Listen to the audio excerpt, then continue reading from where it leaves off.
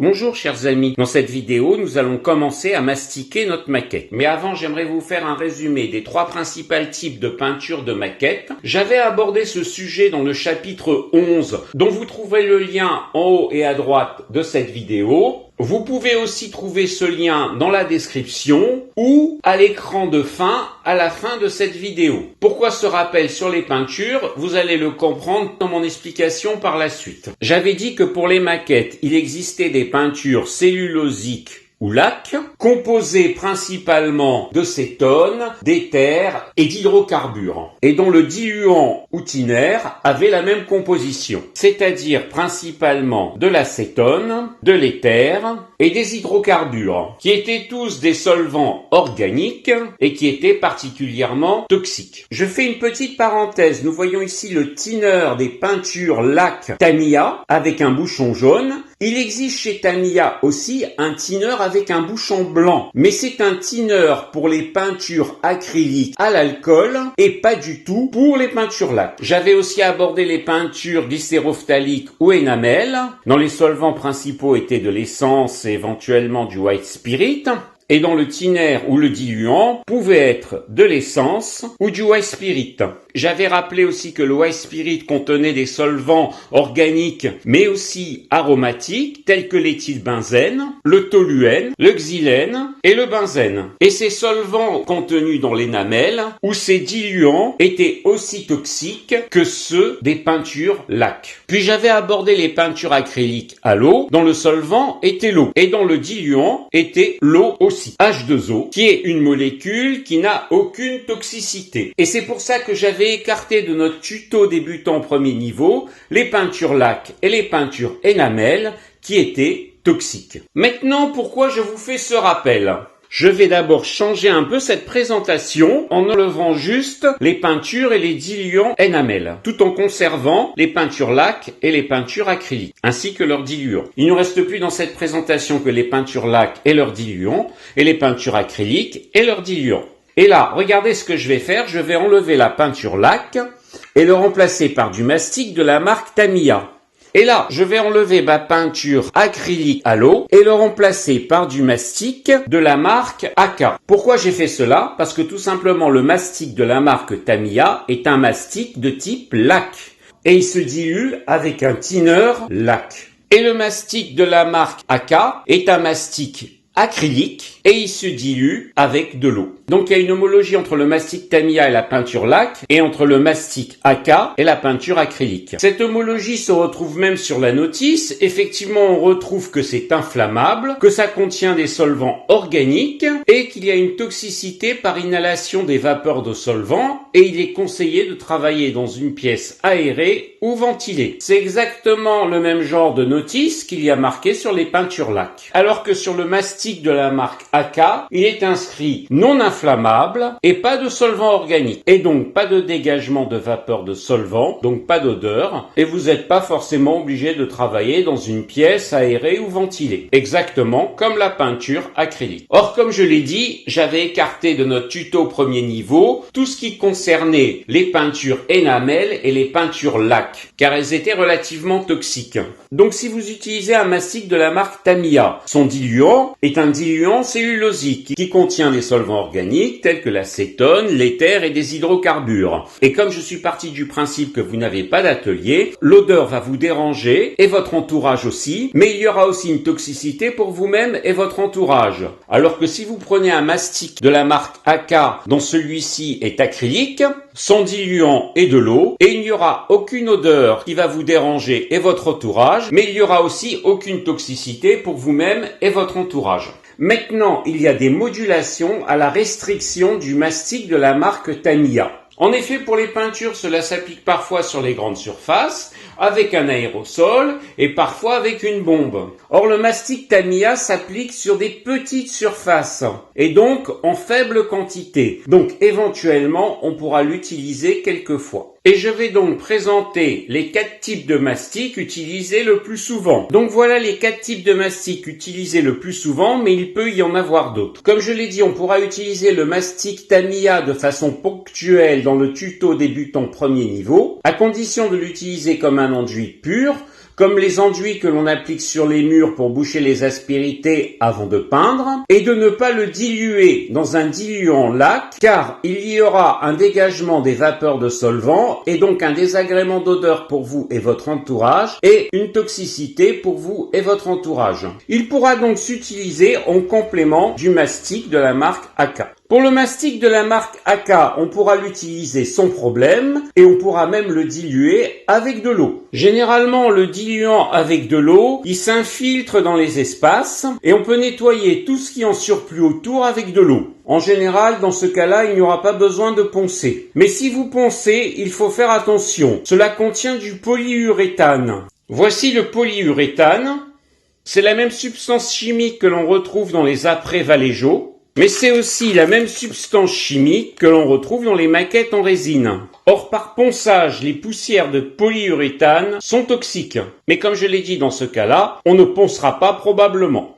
Il y a un autre type de mastic que l'on peut utiliser quand les brèches sont trop grandes, c'est le milliput, qui contient 2 bâtonnets en forme de pâte que l'on peut découper suivant nos besoins et mélanger en quantité égale, ce qui va former une sorte de pâte que l'on pourra appliquer sur les grandes brèches et qui par la suite va durcir. Dans un de ces 2 bâtonnets, on trouve de la résine époxy et dans l'autre bâtonnet, on trouve un durcisseur.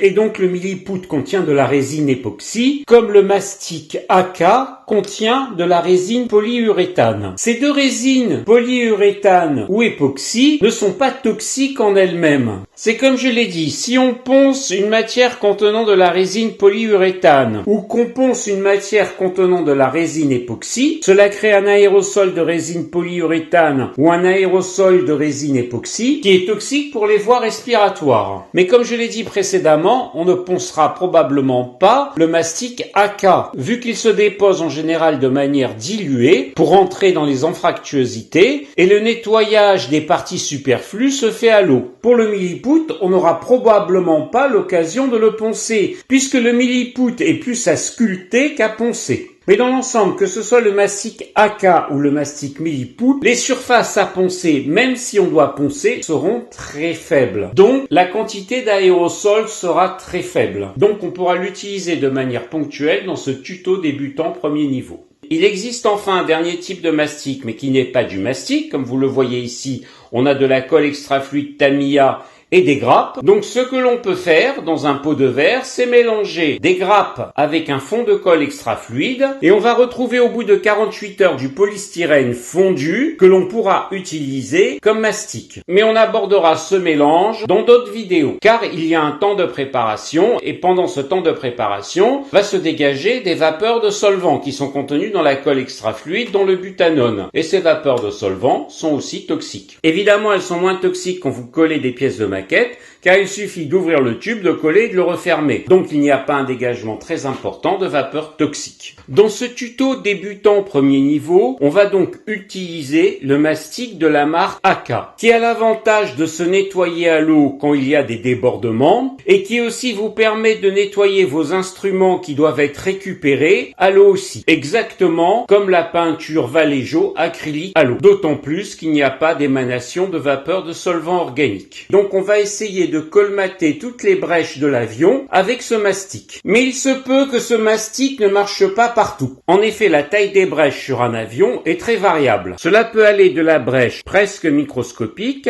aux brèches très importantes, dites macroscopiques. Et si le mastic fonctionne sur les brèches microscopiques, il se peut qu'il ne fonctionnera pas sur les brèches macroscopiques. Et dans ce cas-là, on devra utiliser un autre mastic. Mais dans ce tuto débutant premier niveau, on va faire au mieux pour utiliser le même mastic. Et si vraiment cela ne fonctionne pas pour toutes les brèches, on utilisera un autre mastic. Si tout fonctionne avec le même mastic AK à l'eau, on abordera les autres mastics dans d'autres vidéos ou dans d'autres tutos. Donc, pour le moment, je vais écarter les autres mastics. Comment se présente le mastic AK ? Il se présente sous la forme d'un tube qui ressemblerait à un tube de gouache dans lequel à l'intérieur, on a de la pâte. Maintenant, quel est l'instrument que l'on va utiliser pour étaler cette pâte? Selon les maquettistes, il y a plusieurs instruments. Il y a des instruments jetables et d'autres instruments non jetables. Parmi les instruments jetables, on trouve le cure-dent. On applique une petite partie d'une mastic à l'extrémité et on dépose tout simplement le mastic comme ça. Ici, par exemple, il y a une petite brèche et on le dépose comme ça. D'autres maquettistes utilisent un coton-tige. Ils mettent le mastic à l'extrémité du coton-tige et ils appliquent le mastic comme cela. Ceci étaient les instruments jetables. Beaucoup de maquettistes utilisent des instruments récupérables comme des pinceaux brosses. Il suffit de mettre le pinceau dans l'eau et mettre à l'extrémité de ce pinceau du mastic et ils badigeonnent de cette façon-là pour mettre le mastic en profondeur et ensuite ils font ce qu'on appelle des passes croisées. Et enfin, parmi les instruments non jetables, on a les spatules. Il suffit de mettre du mastic à l'extrémité de cette spatule et de l'appliquer. Donc ce pinceau et cette spatule font partie des instruments récupérables. Maintenant, quel instrument allons-nous utiliser pour notre premier masticage? Comme je vous l'avais dit dans mes précédentes vidéos, pour mon mur, j'ai utilisé de la peinture acrylique. Mais avant d'utiliser cette peinture acrylique, j'ai dû mettre un enduit. Et j'ai utilisé aussi un enduit à l'eau. Tout simplement pour couvrir les aspérités de mon mur, qui contenaient des fissures, des trous, des brèches, afin que tout soit lisse. Pour les murs, c'est un petit peu particulier. Je n'ai pas étalé l'enduit avec un pinceau, comme ceci. Et je n'ai pas étalé l'enduit non plus avec l'autre extrémité du pinceau. Tout simplement parce que le mur est une très grande surface. J'ai utilisé principalement cet instrument-là et j'appliquais l'enduit comme ceci.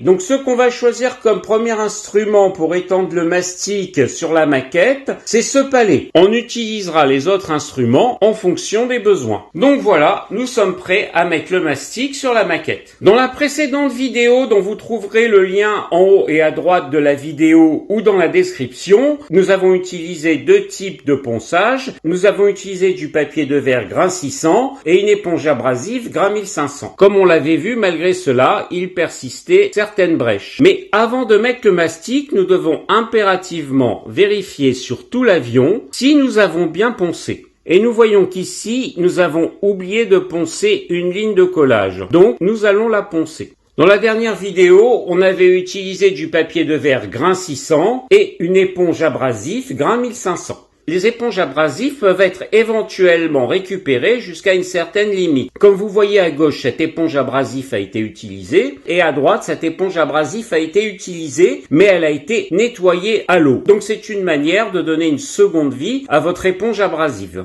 Je vais donc poncer la ligne de collage à ce niveau-là. Cela va effacer certaines lignes de structure, mais on va essayer au maximum de les conserver.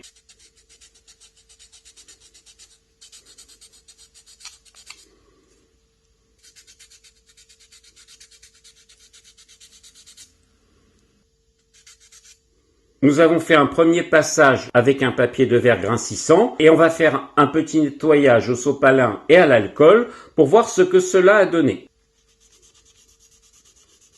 Le résultat est plutôt satisfaisant. Je ne vous parle pas de cette jonction-là qui a déjà été poncée, sur lequel on va mettre du mastic. Il s'agissait de la ligne de collage qui était ici.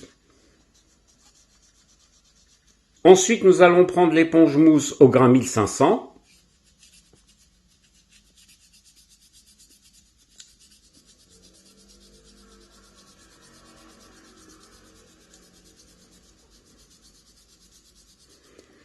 Et faire la même procédure avec le sopalin. Comme nous le voyons, le résultat est assez satisfaisant. Les lignes de structure n'ont pas trop été effacées et la ligne de collage a pratiquement disparu. Par contre, je n'ai pas insisté sur cette ligne de collage qui a déjà été poncée car les dépressions sont trop importantes et il va falloir mettre du mastic. Pour le masticage, nous allons commencer par cette partie de l'avion. On va mettre un tout petit peu de mastic à la pointe de la spatule, juste comme ceci, qu'on va étaler le long de la ligne de collage.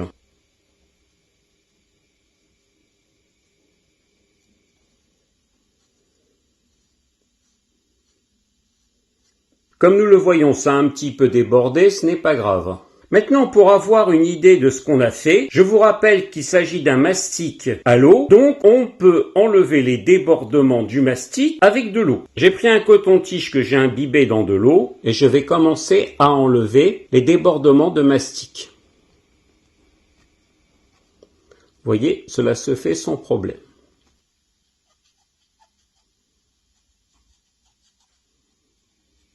Il y avait des débordements un petit peu à l'intérieur qu'on va enlever. Voilà. Et on va enlever les débordements de façon transverse à la ligne de collage.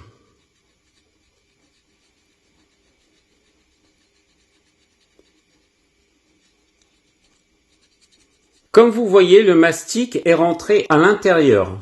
Et nous n'avons eu aucune difficulté d'enlever le mastic qui a débordé. Maintenant qu'une partie du mastic est entrée à l'intérieur, nous allons remastiquer le dessus. Nous allons donc reprendre une partie de mastic et le mettre cette fois-ci au milieu de la spatule. Voilà. Et nous allons étaler à nouveau sur la ligne de collage. Comme nous voyons, c'est parfaitement bien étalé. Nous allons un peu nettoyer notre spatule. Comme d'habitude, nous nettoyons les débordements au coton-tige imbibé d'eau. Voilà qui est fait, nous allons sécher cette partie-là et nous n'aurons plus qu'à poncer. Pour les ailes, nous allons prendre une autre méthode car il va être difficile d'appliquer à la spatule. Nous allons utiliser un pinceau brosse que nous allons tremper dans l'eau et nous allons prélever du mastic comme ceci. Là, c'est une grande quantité de mastic, car comme vous le verrez, si ici les interstices sont faibles, ils sont très importants là. Donc nous allons commencer par les interstices importants.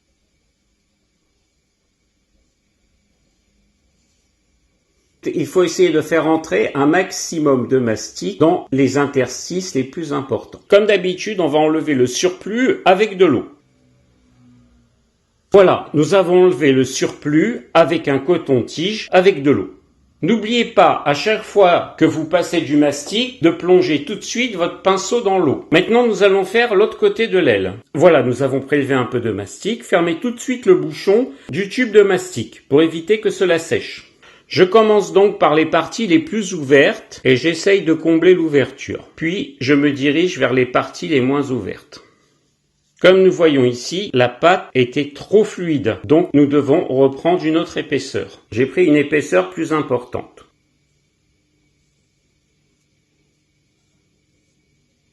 Pour essayer de colmater au mieux l'ouverture. Il reste une petite ouverture là, nous allons essayer de remettre une petite couche de mastic ici. Nous allons donc essayer de combler cette dernière ouverture.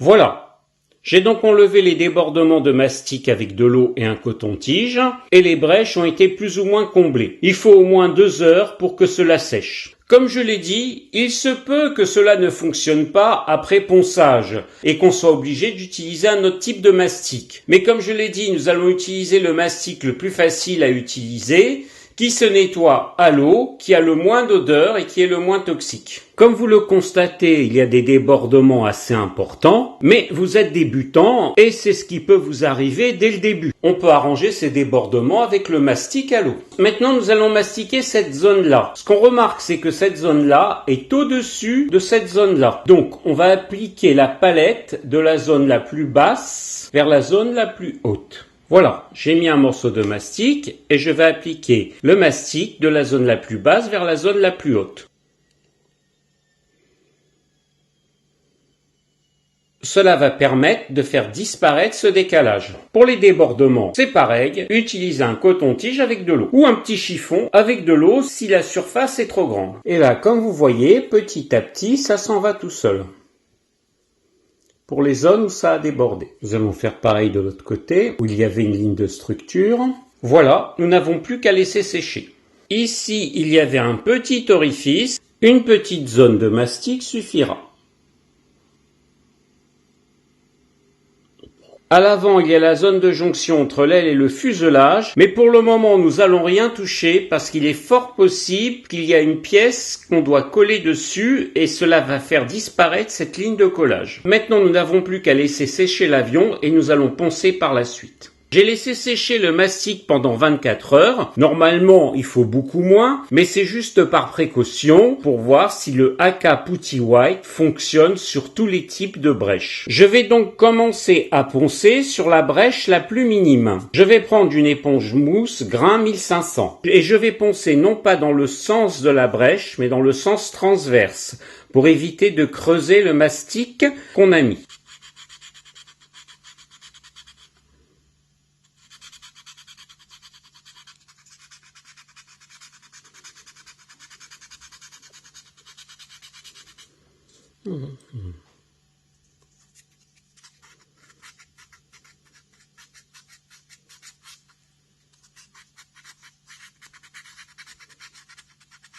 En commençant à poncer, nous voyons que le résultat semble être assez satisfaisant puisque la brèche semble avoir été comblée par le mastic AK. Ici, le dépôt est plus important, donc je vais utiliser un papier de verre grain 600.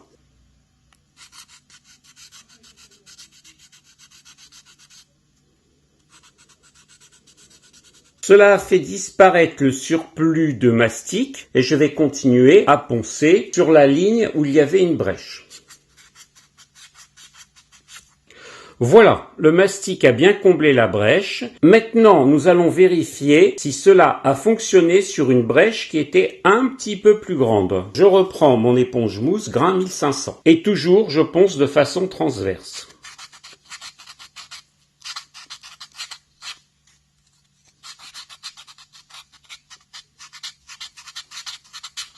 Si avec l'éponge mousse grain 1500, le ponçage ne fonctionne pas très bien, c'est que la couche de mastic est plus importante. Donc on peut passer à un grain plus important et je vais reprendre le papier de verre grain 600.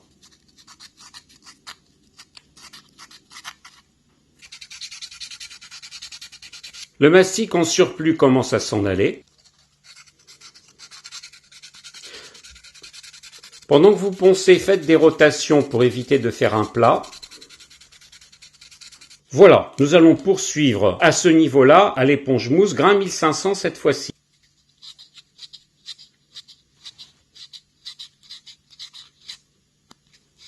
Le mastic AK semble avoir bien fonctionné ici. Ici, il semble s'être rétracté un peu. Et ici, avec le ponçage, il est un petit peu parti. Mais il y a du mastic au fond de la fissure. Comme nous le voyons, après ponçage, le mastic s'est bien logé au fond de la fissure. Nous allons faire maintenant le pourtour des ailes.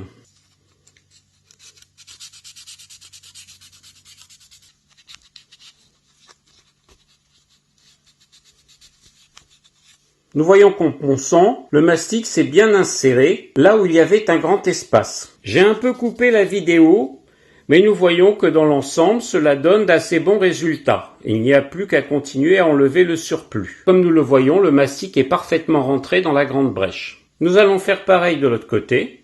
Maintenant, je vais nettoyer avec de l'eau. Et de côté.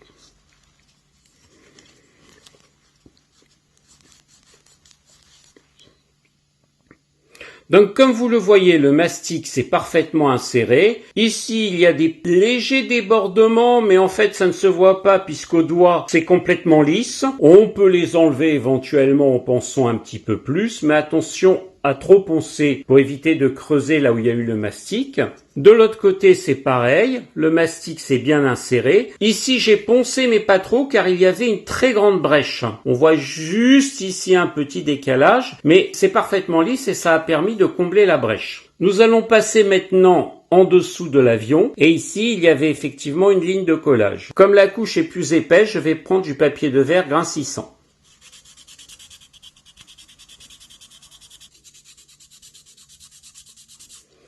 Comme nous le voyons, une partie du mastic en surplus a commencé à partir. Afin de voir plus clair, je vais mettre un petit peu d'eau.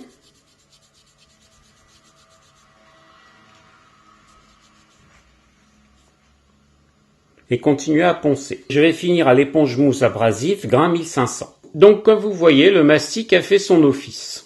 Ici, une partie du mastic semble avoir disparu, donc nous allons remettre une autre petite couche de mastic. Là, j'ai remis une petite couche de mastic car une partie du mastic avait disparu. J'ai laissé sécher, j'ai reponcé et là, vous voyez que ça s'est remis parfaitement sur la ligne de collage. Donc, en conclusion, le mastic AK a parfaitement fonctionné ici. Ici, j'ai dû refaire le mastic car une partie du mastic était partie. Ici, je vous rappelle qu'il y avait une grosse brèche à l'avant et apparemment, en ponçant, la brèche a été comblée. Ici, c'est pareil. Bon, c'est la ligne de collage qui a été poncée.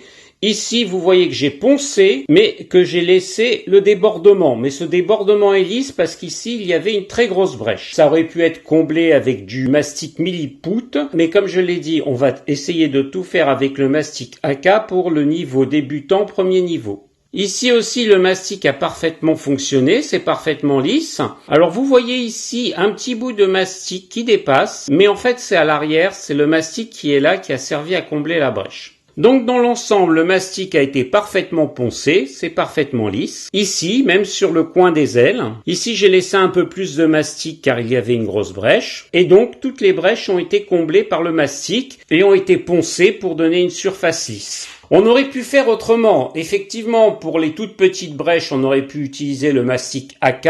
Pour les brèches un petit peu plus grandes, on aurait pu utiliser le mastic Tamiya. Et pour les très grosses brèches, on aurait pu utiliser le milliput. Mais comme on est dans le niveau débutant premier niveau, j'ai essayé de tout faire avec le mastic AK à l'eau. En conclusion de cette vidéo, j'ai utilisé le mastic à l'eau sur une large surface de part et d'autre de la jointure. Normalement, on n'utilise pas et on n'étale pas autant de mastic. J'ai fait cela car dans ce tuto débutant premier niveau, j'ai voulu utiliser le même mastic, facile à utiliser, sans odeur et non toxique, quelle que soit la largeur de la brèche. Or, je ne savais pas comment il allait réagir selon les largeurs de la brèche. En effet, vous avez constaté que sur les brèches importantes, il fallait mettre une quantité plus importante de mastic pour que les lignes de collage soient comblées, et plus particulièrement sur les ailes, et en particulier sur l'aile gauche. Normalement, on n'étale pas autant de mastic et on peut en mettre une petite quantité de part et d'autre de la ligne de collage car on adapte le type de mastic en fonction de la brèche.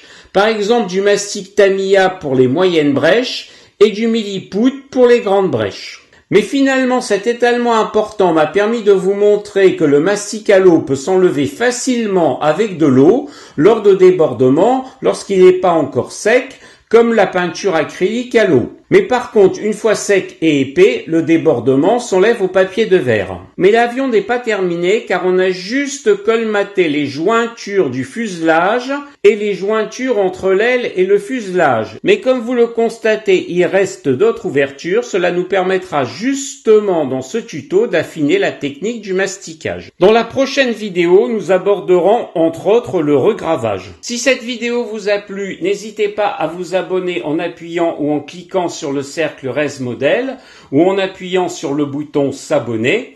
N'hésitez pas à partager la vidéo et un pouce bleu me ferait plaisir. Je vous souhaite une bonne continuation.